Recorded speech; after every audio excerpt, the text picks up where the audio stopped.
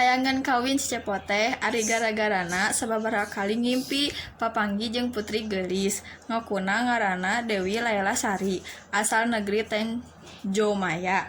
Tapi ku Semar boro-boro dipupujuhkeun, dihaminan ge henteu. Balukarna si Cepot kagegeringan, langlang lingling, persis jelema kurang sadena.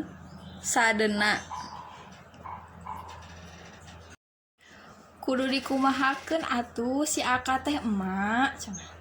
Da ku bapa mah geuning angger diantep. Ah nyaeta atuh bapa maneh mah ngan ka emak nu tarang antep teh.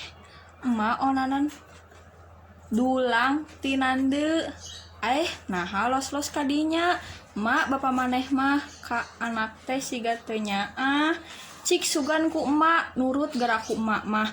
Komo mun rada diancem mah gerak emak api-api dek kabur. Nyakeun, di mana bapa maneh ayeuna? Itu di kebon. Semar nyamperkeun si Cepot. Turun sia, lamun teu turun tangkal kalapana ku aing dibekok. Heug uing turun tapi kawinkeun ka Dewi Layla Sari. Moal, turun, moal.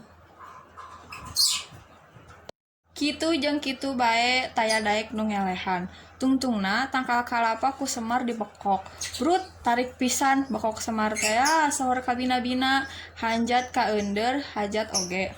Si Cepot dipepereket kana barangkang kalapa, tapi weleh ku tarik-tarikna bekok Semar si Cepot kabur ka bawah angin.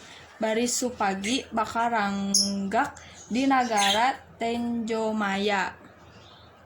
Singkat carita, Dewi Layla Sari ayeuna mah nu kaendahan geus kitu mah tuluy dikawinkeun bae. Sataun ti harita, Dewi Layla Sari ngalahirkeun anakna lalaki. Pohara kasepna. Lir bebelahan terong jeung si Cepot nu asli. Dingaranan Sahyang Sangga Langit.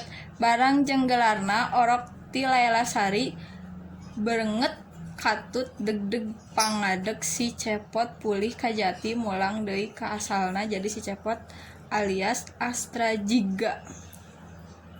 Eta nu ngalantarankeun Dewi Layla Sari pondok umur maot gara-gara reuwas tempo wujud asli salakina nepi ka jantungna murag.